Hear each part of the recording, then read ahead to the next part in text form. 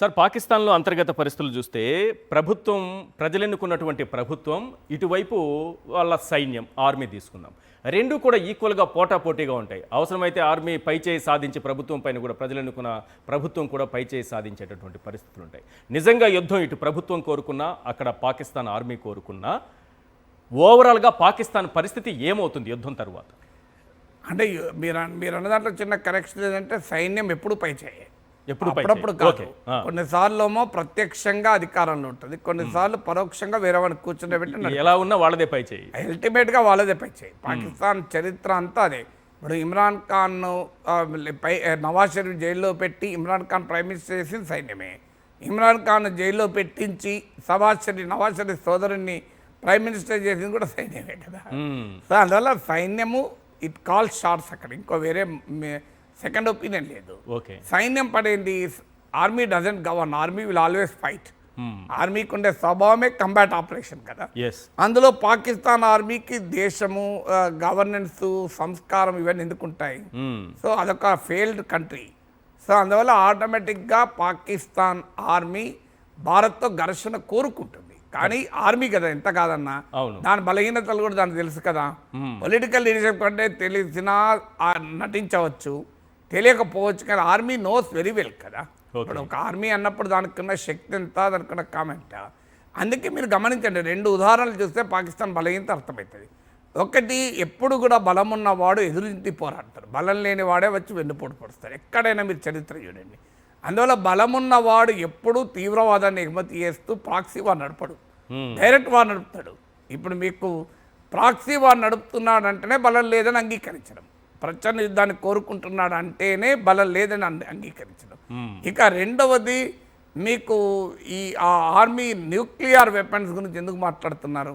మరి ఇండియాకి లేదా న్యూక్లియర్ వెపన్? పాకిస్తాన్ కన్నా ఎక్కువ పొటెన్షియల్ కెపాసిటీ మనకు. అయినా మనం ఎందుకు మాట్లాడలేదు, వాడెందుకు మాట్లాడాడు? అందువల్ల మనకి ఇవన్నీ తెలుగు సమత లేదా? ఎగిరే విస్తారాకి ఎగిరెగిరి పడుతుంది, నిండుకుండా తొనకదు, చేతకానంబకు నొప్పులు ఎక్కువ, చెత్త సినిమాకు పాటలు ఎక్కువ, చెల్లని రూపాయి గీతలు ఎక్కువ అంటారు కదా. అట్లనే పాకిస్తాన్కు మాటలు ఎక్కువ. ఎందుకంటే nuclear weapon is not a weapon of war Ishwar, it's a weapon of deterrence. అంటే వెపన్ ఆఫ్ వార్ వేరు, వెపన్ ఆఫ్ డిటరెన్స్ వేరు. వెపన్ ఆఫ్ వార్ ఏంటంటే నీకు అది యుద్ధము కోసం ఉపయోగపడేది, యుద్ధం కోసం ఉపయోగపడేది కాదు. నీ ఇంట్లో ఉన్న గోల్డ్ కూరగాయల షాప్లో ఉపయోగపడదు, కస్టమర్స్కి ఉపయోగపడుతుంది. కూరగాయల షాప్లో ఉపయోగపడేది జేబులో ఉన్న నోటు కాదంటే, నీ ఇంకో షాపింగ్ మాల్కి పోతే క్రెడిట్ కార్డు ఉపయోగపడుతుంది. కానీ బంగారం గొలుసు పట్టుకొని షాపింగ్ మాల్కి ఎవడు పోడు కదా.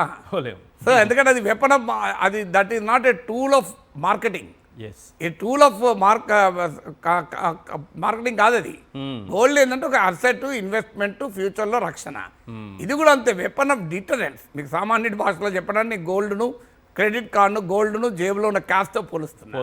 గోల్డ్ వేరు, జేబులో ఉన్న క్యాష్ వేరు. నా గోల్డ్ ఉన్నది, పోదాం హోటల్ పోదాం అంటారా ఎవడన్నా? క్రెడిట్ కార్డు ఉంది లేదా జేబులో డబ్బులు ఉన్నట్టు హోటల్ పోతాడు. అవి లేకపోతే హోటల్కే పోడు, మీకు హోటల్కే పోడు. గోల్డ్ ఉన్నదని ఎప్పుడు హోటల్కి పోడు. నా ఇంట్లో 10 తులాల గొలుసున్నది, నెక్లెస్ ఉన్నది, హోటల్ పోదామా అంటాడు ఎవడన్నా? మెదడున్నాడు నెక్లెస్ ఇచ్చి ఎవడన్నా హోటల్ బిల్ కడతాడా? ఇది కూడా అంతే. Nuclear weapon is not a weapon of war, it is a weapon of deterrence. అంటే అణ్వాయుధం ఉంది కదా అని వేరే వాడు కాస్త వెనక ఆడతాడు అంతే. లేకపోతే ప్రపంచంలో హిరోషిమా నాగసాకి తర్వాత న్యూక్లియర్ వెపన్స్ ఎందుకు కాలే? తెలుసు, ఇది పాకిస్తాన్ కూడా తెలుసు. అయినా ఎందుకంటుంది అంటే తెలుసు పాకిస్తాన్కు, ఇట్ నోస్ ఇట్స్ లిమిటేషన్. పిచ్చోడి చేతిలో రాయి ప్రమాదకరం, అదొకటి. పిచ్చోడి చేతిలో రాయి అనే ఆ డైమెన్షన్ ఎప్పుడు ఉంది కనుక మనం ఇంత అప్రమత్తంగా ఉన్నాం కదా. అందువల్ల ఇదొకటే కాదు, పాకిస్తాన్కు కన్నా ఇండియా 9 times ఎక్కువ డిఫెన్స్ ఎక్స్పెండిచర్. మీకు పాకిస్తాన్ డిఫెన్స్ ఎక్స్పెండిచర్ ఎంతకు సమానం అంటే, ఇండియా ఈ మధ్య కొన్న రాఫెల్ యుద్ధ విమానాలకు కొన్న బిల్లుకు సంబంధం. మనం ఫ్రాన్స్ నుంచి రాఫెల్ విమానాలు కొంటే చెల్లించిన బిల్లు పాకిస్తాన్ ఏడాదంతా మిలిటరీ పైన ఖర్చు పెట్టేదానికి సమానం. Pakistan missiles, Pakistan nuclear programme అన్నీ కూడా అరువు తెచ్చుకున్నది, అప్పు తెచ్చుకున్నది, కొనుక్కొచ్చుకున్నది. ఇండియాదేమో దేశీయంగా తయారైంది. అందువల్ల ఏ రకంగా చూసినా ఇండియన్ ఆర్మీతో పాకిస్తాన్ కంపారిజన్ కాదు. కానీ ఎందుకు యుద్ధాన్ని మనం కోరుకోము అంటే, యుద్ధం అనేది తక్కువ ఎక్కువతో సంబంధం లేదు. యుద్ధం అంటూ జరిగితే అందరం నష్టపోతాం కనుక మనం యుద్ధం కోరుకోం అంతే తప్ప పాకిస్తాన్తో భయపడి కాదు, పాకిస్తాన్ ఓడించలేక కాదు. యుద్ధం అంటూ జరిగితే డ్యామేజెస్ ఎవ్రీబడి కనుక. సో అందులో అణు యుద్ధం అంటూ జరిగితే ఇంకెక్కువైనా అవుతుంది. ఇక పాకిస్తాన్కున్న మీరు అడిగిన ఆర్థిక పరిస్థితి ఘోరంగా ఉంది. పాకిస్తాన్లో ఇప్పుడు మీకు బెలూచిస్తాన్ లిబరేషన్ ఆర్మీ తిరగబడుతోంది. 44% ఆఫ్ పాకిస్తాన్ ల్యాండ్ ఉంటుంది బెలూచిస్తాన్లో. అంటే బెలూచిస్తాన్ విడిపోతే పాకిస్తాన్ ఎడుముకలు సగానికి పోయినట్టే. ఆల్రెడీ పాకిస్తాన్ 1947లో ఉన్న పాకిస్తాన్ కాదు, బంగ్లాదేశ్ వెళ్ళిపోయింది, తూర్పు పాకిస్తాన్ వెళ్ళిపోయింది. ఇది నేను చెప్పడం కాదు, మీకు డాన్ అనే పత్రికలో జాహీద్ హుస్సేన్ అనే Pakistani author federation under strain article రాశాడు, నేను చెప్పేది కాదు ఇది. పాకిస్తాన్ పత్రికలో వచ్చిన వ్యాసాన్ని కోట్ చేస్తున్నాను, మీరు గూగుల్లో కొట్టండి, Zahid Hussain on federation under strain in the Dawn అంటే వచ్చేస్తుంది.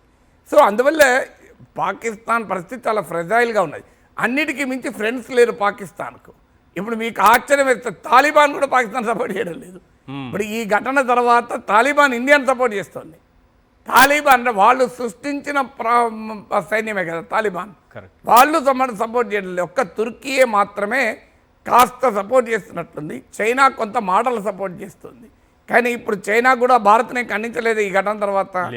ఇద్దరికీ ఇండియాకు పాకిస్తాన్కు విజ్ఞప్తి చేసింది, పరిస్థితులు చేయజారకుండా చూడండి. ఇది అమెరికా అదే అన్నది, యూరోప్ అదే అన్నది, అన్ని దేశాలు అదే అన్నది.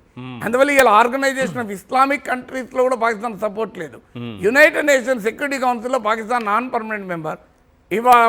ఇండియాను ఖండించడానికి చర్చ పెడితే అందరు రివర్స్లో అడిగారు పాకిస్తాన్ ప్రశ్నలు. మరి పహల్గాం దాడి ఎవరు జరిపినట్టు, లష్కర్ ఇ తోబాకు సంబంధం లేదా, మరి అంటూ పాకిస్తాన్ సంగతి మీ అకౌంటబిలిటీ ఏందని అడిగారు. దాంతో యునైటెడ్ నేషన్ తీర్మానం కూడా చేయలేదు అసలు. No resolution, no statement of United Nation Security Council meeting తర్వాత. Can you imagine, including Pakistan మిత్రదేశమైన చైనా కూడా రెజల్యూషన్ స్టేట్మెంట్ అడగలే. పాకిస్తాన్ ఒకటే స్టేట్మెంట్ ఇచ్చుకుంది. అందువల్ల Pakistan economically crippled, diplomatically isolated, politically divided. మొన్న బిల్వాల్ భుట్టో మన దేశాన్ని హెచ్చరించలే, పాకిస్తాన్ ప్రైమ్ మినిస్టర్ని కూడా హెచ్చరించింది ఈ మధ్య. మన దేశాన్నేమో ఇండస్ వాటర్ గురించి హెచ్చరించాడు, పాకిస్తాన్ ప్రైమ్ మినిస్టర్ని ఎందుకు హెచ్చరించాడంటే పంజాబ్లో మీరు కడుతున్న కెనాల్స్ ప్రాజెక్ట్ వల్ల సింధు రాష్ట్రం నష్టపోతుంది, మీరు ఇదే చేస్తే మీ ప్రభుత్వాన్ని మద్దతు పొందించుకున్నాను హెచ్చరించాడు. ఇమ్రాన్ ఖాన్ జైల్లో ఉన్నాడు, ఆయన మద్దతుదారులు ఇండిపెండెంట్గా 100 సీట్లు గెలిచారు.